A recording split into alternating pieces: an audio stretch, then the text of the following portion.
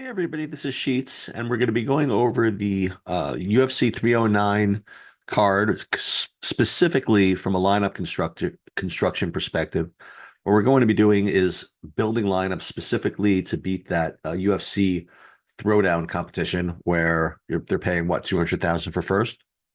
And as we go over quite a bit, the idea of who the best plays are is really separate and distinct from who are playing. And the idea of who we're playing is usually separate and distinct from how we are building lineups for this particular contest.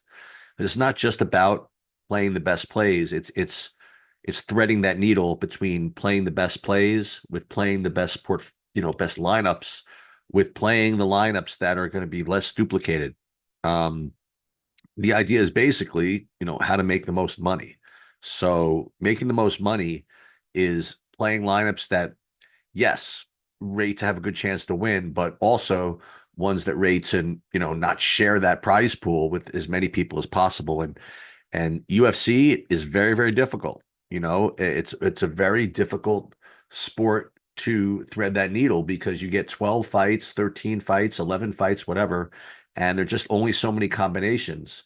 It's not like, you know, other sports where you can pick like multiple guys from each team or whatever it is. Here you have to pick one or the other in these fights. There's only so many combinations. So people are battling for those top plays and those top lineups. And you're going to run into a whole bunch of lineups that look the same as yours that split up that first place prize pool. And you want to avoid that. And, it's very difficult to do. You have to figure out, what can you do aside from just making, playing the best plays to, strike that balance. So what we do is we, talk for a few minutes about where we think the leverage is going to be, and then we just kind of just play around with SaberSim, examine the different tools, examine a couple of tricks, and see what we can't come up with. First of all, let's again take stock of what this slate is all about. It's only a 12 fight card, which already means, you know, you're probably going to have to do a lot of funny business with your lineups to get unique. In addition to that, you have two 5 round fights, which makes it even more difficult to get unique because they're both going to get, a significant amount of ownership. Um, in addition to that, on this particular card, you have one kind of mid-range fighter that has quite a bit of line value, who is probably going to get a whole chunk of ownership. So to get different, you're going to have to, get some ugliness, and that means either play fighters that just feel uncomfortable playing, or do some tricks, and that means either leaving salary on the table, maybe doing geo mean filtering where you force in a certain product of ownership, or do some smart substitutions, which is something that I've talked about a lot, and I think this card is a perfect example of where you can do that. But first things first, first thing I want to do is I want to just like double check these projections I'm working on and just kind of talk about this slate a little bit from a perspective of leverage.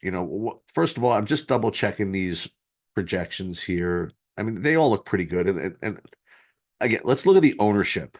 Okay. What we want to do is identify top owned plays and see what they look like, and then see if maybe their opponent looks okay also. I've always said that the best GPP plays in UFC are when you have a fighter that is kind of like a mathematical lock, meaning that he has extremely strong metrics for his price. Um, and so much so that everybody knows it. The best play is usually his opponent, provided that his opponent has even reasonable metrics. So that's what we're really looking for.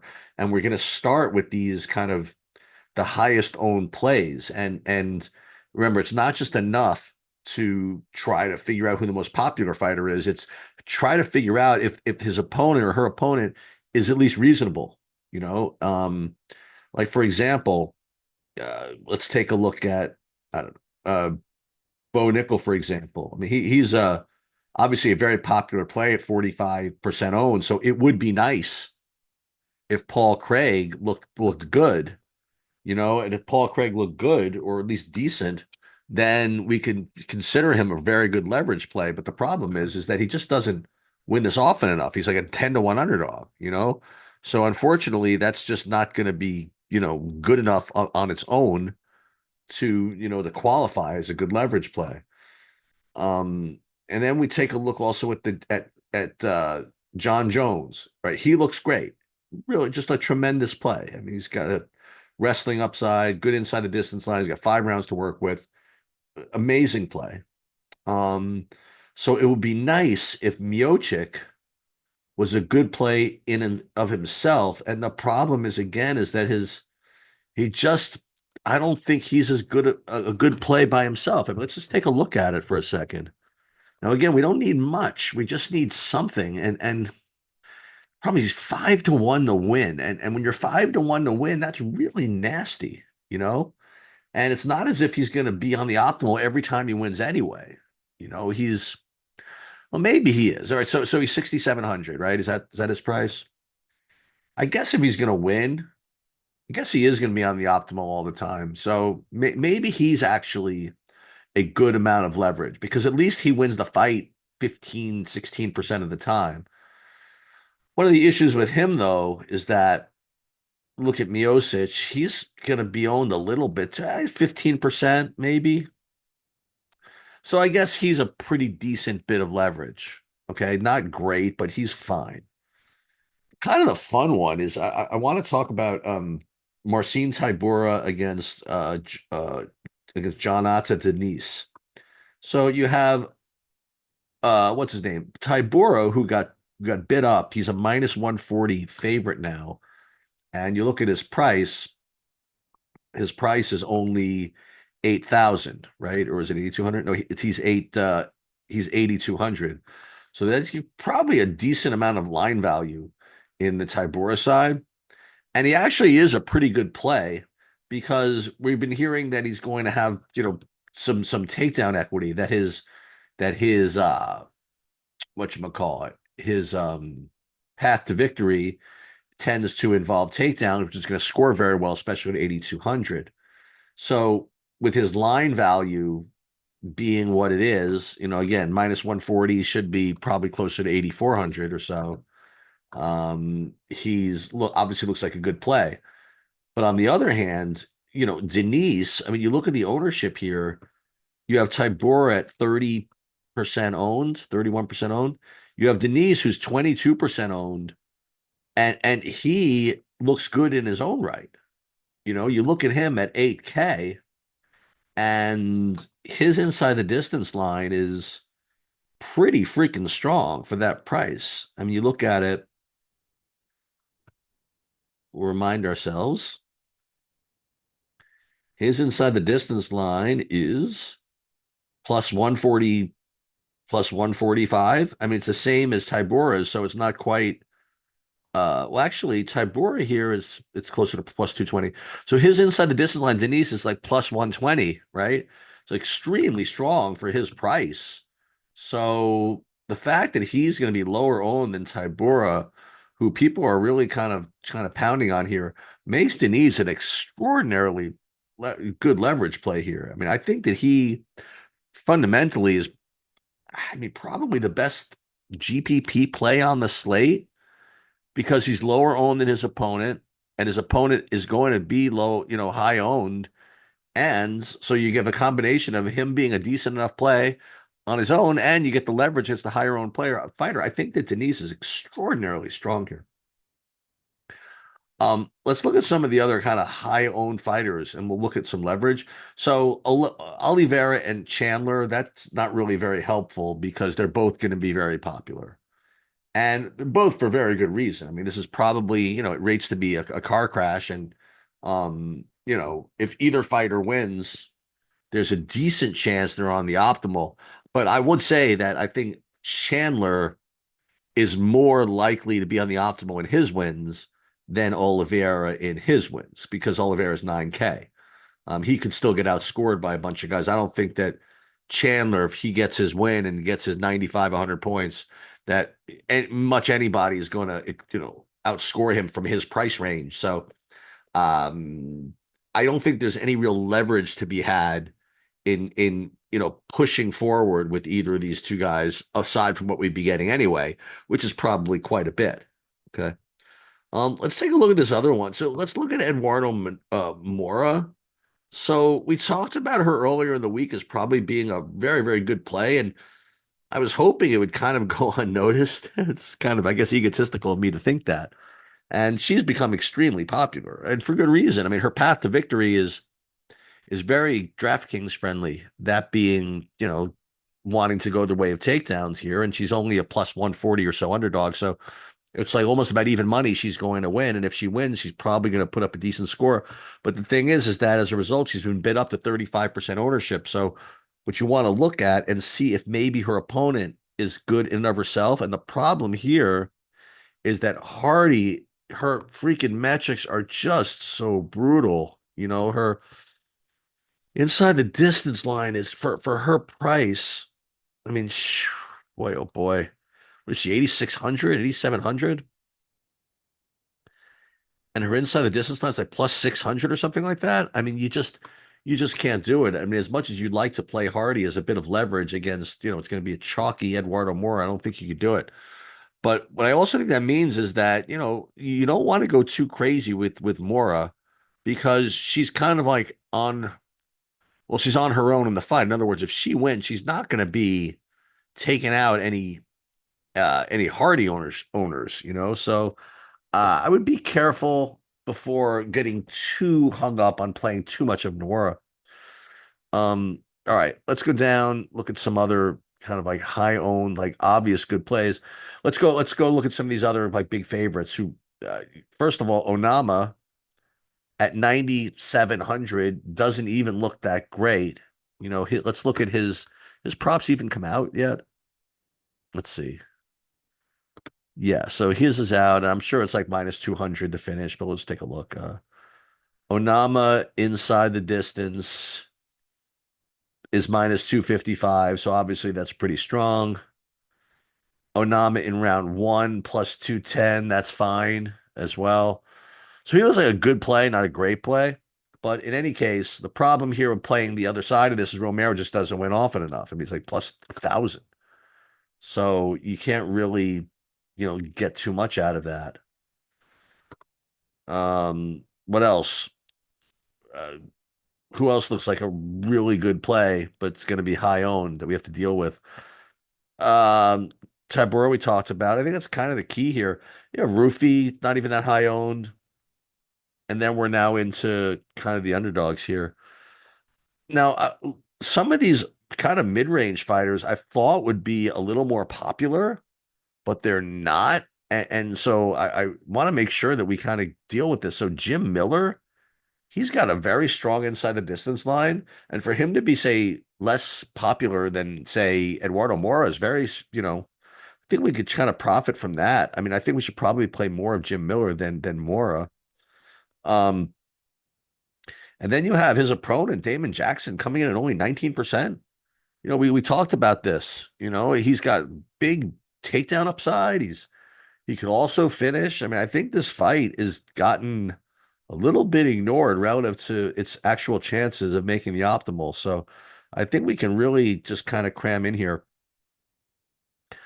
Other fighters, which again, I'm a little surprised at the ownership. Uh Hafez, I'm not too surprised at just because his even though he's got takedown upside, his win odds have kind of crashed. So I'm not too stomping over anybody to play him.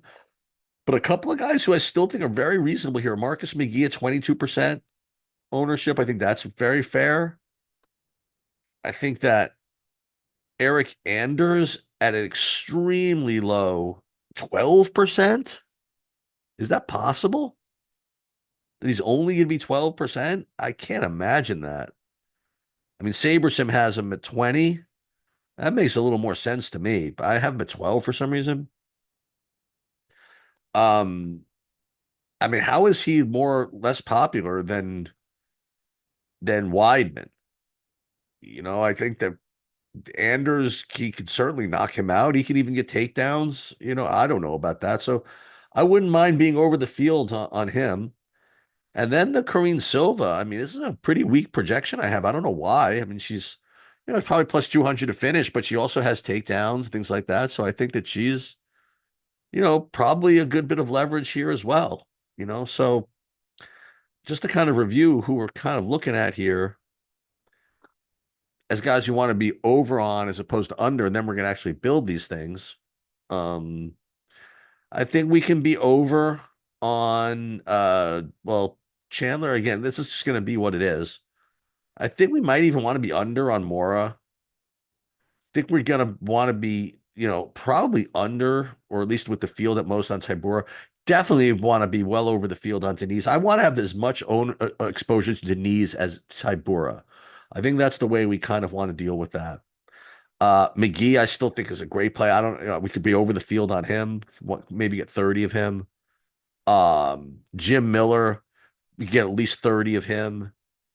That Damon Jackson, that whole fight, I want to get like 30 of each of them, you know. Um, Probably have to be with the field on Miocic. And I think we probably want to be over the field on Silva and Anders. Like if we get zero of these other guys like Romero or whatever, that'd be fine. Now the Hardy one is annoying because her metrics are so poor, but 8% ownership against a high owned underdog. I mean, I think I want to try a little of that. So, and Paul Craig, I mentioned that Paul Craig, even, he only going to win the fight 12% of the time or something, but he's only 5%. So owned. So I think that you have to play some of that. So what I want to do is I ran this already and I ran 5,000 lineups, and then we're going to run the Sims. We're going to start by doing that. And I already put my lineups in the entry editor, so it's already, if you look, it's already running it for all the contests I'm in. But we're only going to focus in on the lottery here. And I want to see what we get to just kind of organically, and then we'll see what kind of fiddlesticks we can pull off here.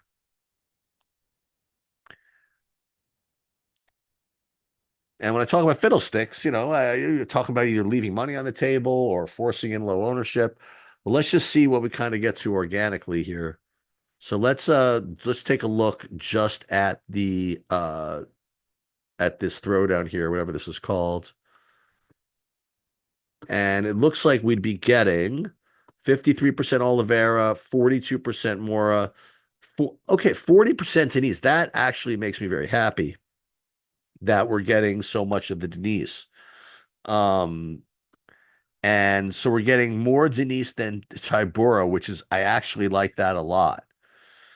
The guys that I'm getting, I think, too much of are Gall, Weidman, you know, and I want to certainly get more, for example, Jackson and McGee than Gall, Weidman.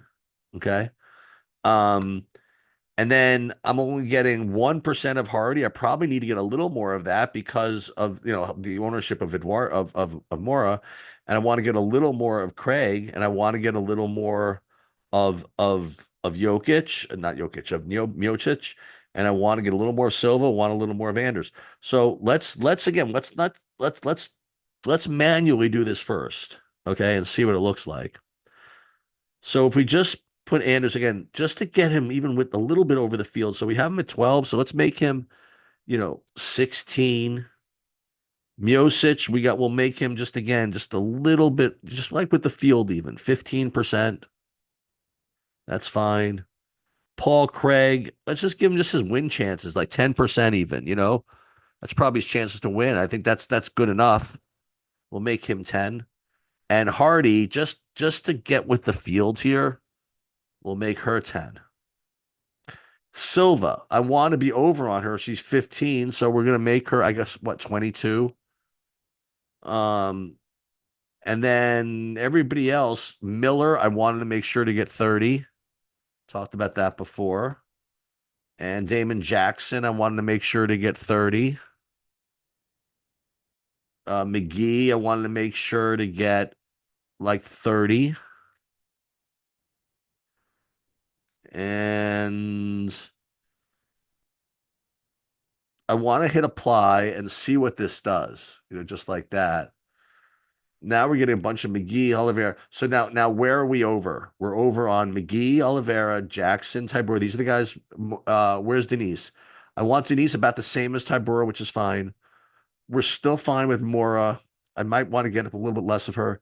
We're up there with Silva and Miller. I don't need as much Weidman. Okay. So I would take more Chandler in place of Weidman. So let's move Weidman below the fields. We'll make him like 12.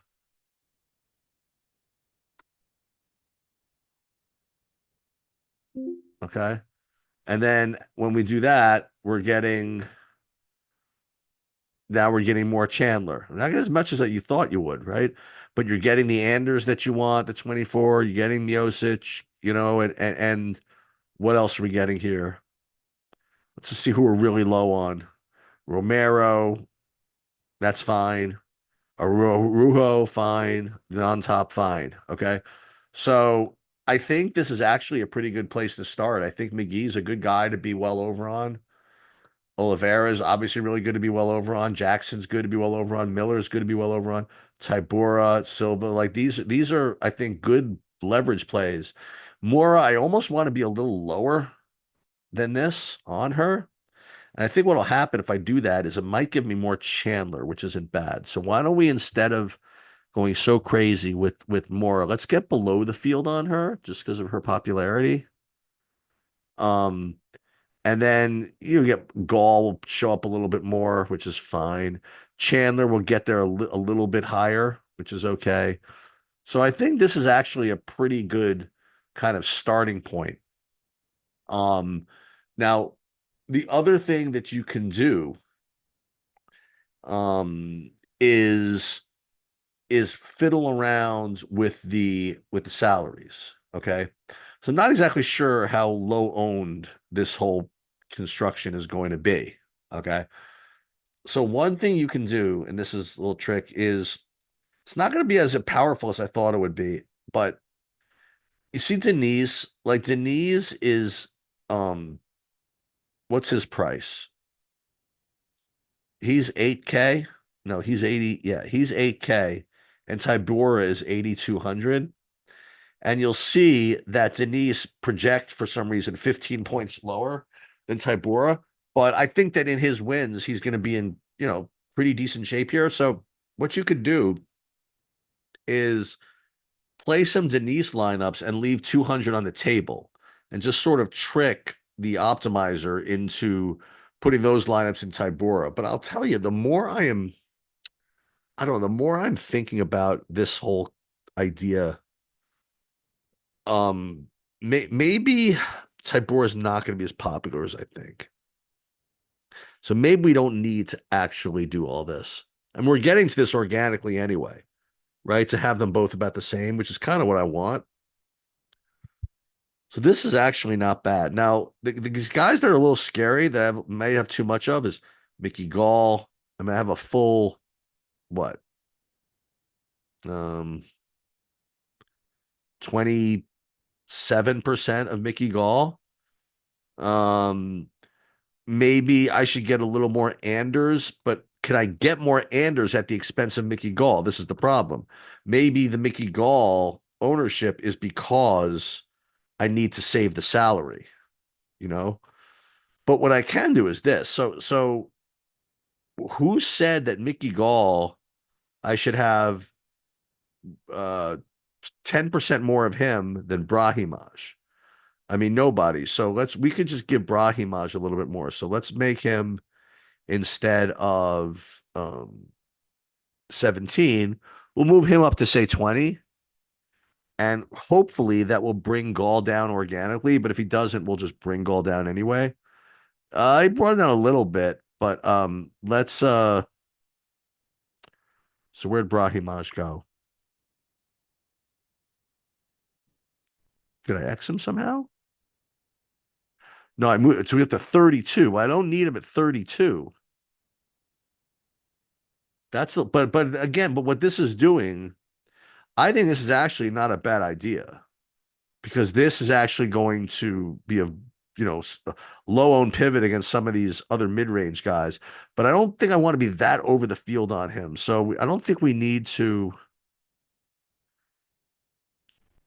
end up with 32. So let's just get rid of this idea here. So maybe boosting Raheem Raj is not exactly as important. Okay.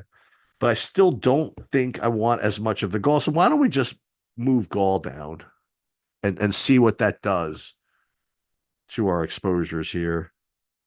Um, he's down to 20, Raheem Maj at 20. All right, I think this is what I'm kind of looking for. Now, as you'll see, by the way, two of these really, high upside dudes are looking, getting very little of them, and it's a little bit scary. Okay. But that's just the way it's going to be. And having only 16% of the Hafez is a little bit annoying too, because he does have takedown upside, but his win odds have just gotten crashed a little bit. So we're just going to kind of live with this. So this is one way we could stop, like right here, actually, and just kind of be good with this. Now, this is not exactly the most, unique build, but I don't think it's terrible. You know, I mean, look at these geo means of 24. I mean, that's not the end of the world. These could probably be all owned about, maybe, the 27 geo means are tough though. The 30 geo means are tough. It's tough to play with those. Before I kind of leave this, what does the sheets default ones look like? I'm kind of afraid because when I rate it by sheets default, which is this, you'll see this instead of ROI, we'll sort by Saber score. Like, well, let's first look at MMA default. That's usually pretty aggressive. That gets us 52% Tybora here. And like 42% Stipe, which that's pretty gnarly. It's very, very aggressive. And almost no Denise, which is definitely something we don't want to do. So MMA default's not going to happen. But why don't we go back to how about Cheats default, which is the super aggro ratings here. You'll see what that does. I guess all this Obon Elliott, which we really don't want. So I think just going back to the contest sims, I think this is probably the best way to attack this contest. Now again, this is not as aggressive as I might play usually, but I don't know. I think this isn't particularly terrible. Maybe I will go back and use some tricks to get myself a little more Denise. Uh, what would it look like if I did do some geomean filtering? I guess we should probably try it. Um, so let's see what we're supposed to do here. Let's go to contests and see how many people are in this tournament. It's going to be, how much is this one? It's going to be 32,941.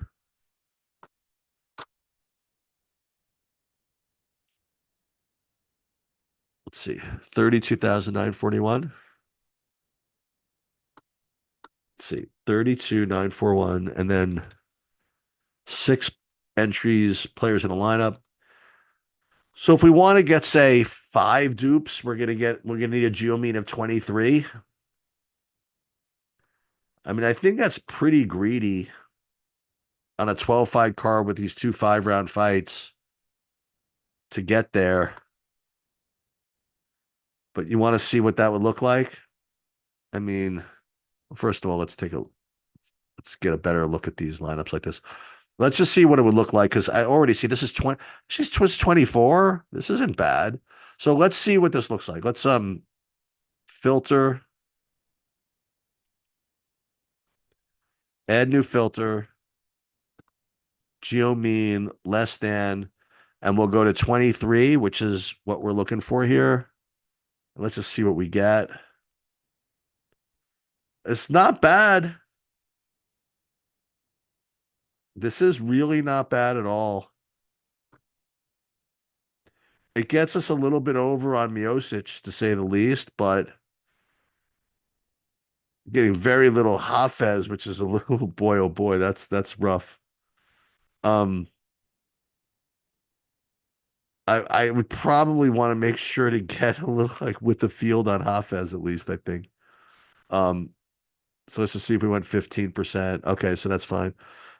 So if we did that, these are actually geo means of under 23. This and I'm getting this type of exposure. I kind of like this. The Elliott is going to be pretty unique. Uh, Having not as much Tybora is going to be sort of unique. Being well under on John Jones is obviously going to be unique. Being well under on Chandler is going to be very unique, and well under on Mora. Not to mention Bo Nickel. I kind of like this. I kind of like this. So, um, boy, oh boy. Worst case, if we're really live to Oliveira, um, if we're really live to Oliveira, then we can just go bet on Chandler like a fortune if we want. Um, be rooting for Karine Silva to get a big score. I kind of like this a little bit. And Anders, and we're gonna have more Denise than Tybura, which I like. All right, I kind of like it. So we're gonna save this into the um into the pile for now. And then we're going to we'll save this into here.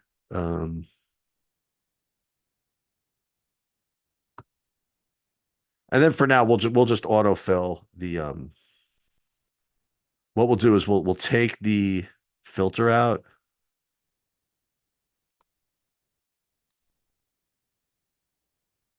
We'll take the filter out and then we'll just autofill into the big buy-ins and then we'll figure out, actually, hold on. Yeah, we'll autofill into the big buy-ins. So we'll get out of this one.